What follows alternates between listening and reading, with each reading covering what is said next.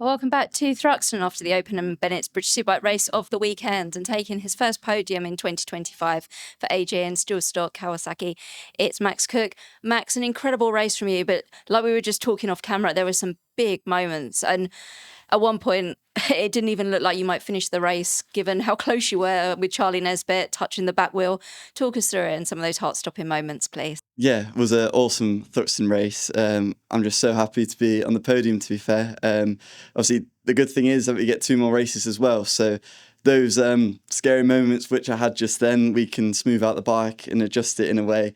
And I can come more prepared as well tomorrow to hopefully go 1 step better or 2 steps better even.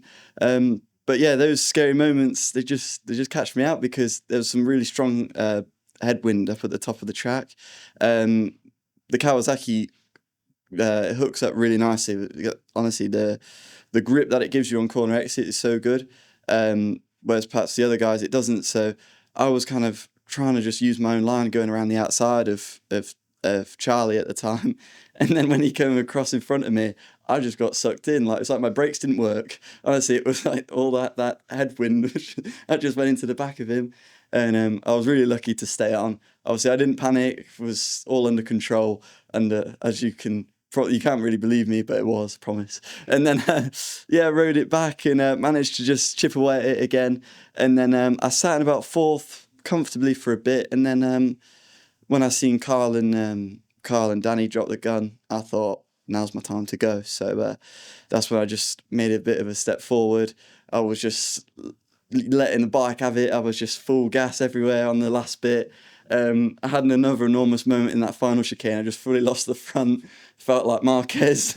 Probably didn't look like it, but no, honestly, I just folded the front. I was waiting for it to come back. But, you know, it's my 3rd year with a bike now with Kawasaki, and I understand it so well that I know exactly where the limit is. And that proved it is there, and it was good that it was on the TV, and really, really happy I brought it home in 3rd place and give the guys some silverware and really boost the team up as well this weekend. So, no, by far probably the best day racing I've had in a very long time, and it's sort of my home circuit too. So I've got a lot of family outside waiting and stuff. So yeah, I'm sure we'll have a great evening tonight. And it seems that at Thruxton, we know how wide everybody goes and how there's so many different lines. It seems that the Kawasaki can run much wider and then turn it back more so than the Yamaha.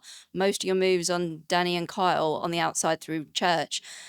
Does that come naturally, or is that strategic now that you know that you have that advantage at that part of the circuit? Yeah, a bit of both. Like, and FP3 this morning was super helpful because everyone was out on track with used tyres. And when I did come up to some traffic, that's exactly where I could find that my bike was stronger than the other guys. So I just let the bike run out, do its thing. I don't want to, manhandle it to the inside or fight it all the time. It's just let it do its thing. And it seems to work. You know, I've had 3 good rounds at Thruxton now whilst I've been in superbikes, and it's definitely the way forward, and it's definitely the strong point of the Kawasaki too. So letting it run through the corner is my style, but the corner exit is all down to the bike. That's really good. Congratulations, Max. Yeah, thanks very much. And back on the podium for McCam's Racing Yamaha is Danny Kent. Danny, we were speaking earlier after qualifying about how strong the Yamaha is, but you felt there were some areas that you needed to work on. It seemed like it was a big difference in the race. You were able to make those moves you wanted to, especially with the last few laps with Max Cook. Talk us through it, because it was a tough one, wasn't it? Yeah, it was a tough one, and temperatures were really high out there. The problem is we've all got our game plan going into the race, and Thruxton always throws up some surprises. From what I've been told, it was great racing. I just wanted to get to the front as soon as possible and sort of control it as much as possible. I sort of felt when I was sat behind people, I was having a few moments on the front, which I've not had any problems like that all weekend. So I'm just really happy to get another podium for McCam's Racing. It's really, really important for us to get 20 laps under our belt now, so we can go and look at the data, see what small changes we can try to improve on for tomorrow's races. But like I said, overall, really happy to get another podium. And it seems there's some real momentum now with you and the team coming off of Brands. We talked about that in the week coming into here. How do you look towards tomorrow's races now? Do you feel that there's some extra still to be found, or do you think that was the limit of the pace so far this weekend for everybody, and there won't be much more to find tomorrow? No, I don't think that's a limit at all. I think it's very similar to race 1 of last year. And then if you look at the pace from race 1 to race 3 was nearly 0.7 lap faster than what it was in race 1. But and that's just natural. You know, we'll all go back now. We'll all open the laptops and see what small changes we can do to find some extra grip. But either way, the team have worked mega. I feel great on the bike. Just one small area that I want to work on. We can get that done, then when I feel like we can fight for a win. Congratulations, Danny. Thank you. And back to winning ways for nitrous competitions racing Yamaha is Kyle Ride. Kyle, you came off the back of the win at Brands Hatch. It was the Omologato pole position earlier on today, followed up by a hard-fought win. We know it's always going to be tough at Thruxton, but how did you feel after that win? Because it was a tough race. At one point, there was a group of 12 riders in the battle. It must have been tough. Talk us through it, please.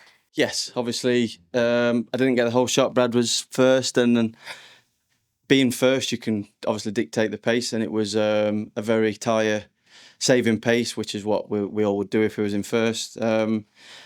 And I tried to just stay behind Brad until someone passed me, and before we know it, there was 5 or 6, and I was in 6th and 7th. So then the pace had to get faster, obviously. And then when Danny got to the front, Danny's obviously been, in my opinion, my rival for this weekend, especially yesterday. We've done the same lap times, same amount of laps, same tyres at the same time, and we've been pretty identical, and we finished first and second in that race. So once I seen Danny get to the front, I just pushed my way to the front, and from there on tried to save as much tyre as possible. And with 6 laps to go, I tried to not put the hammer down, but go a little bit faster, try and break the group, and hopefully secure myself a podium and give myself a chance of winning the race. So yeah, the last 2 laps I had +0. I didn't know who it was. It's hard to read the pit board when you're spinning up and sideways at Thruxton. So all I seen was +0. So I didn't know who it was. Could have been anyone, but I defended really good into the last chicane on the last lap. And yeah, big bonus to win. And looking ahead to tomorrow, we have the shorter race tomorrow. Then we have another feature race. Do you feel that they're going to have the same dynamic, or do you think the sprint race tomorrow is going to have a few more people in the mix as well, given that tyre longevity is not so much of an issue? Yeah, I think 50-50 tyre choice. I think there's going to be some people use that tyre we've just used then.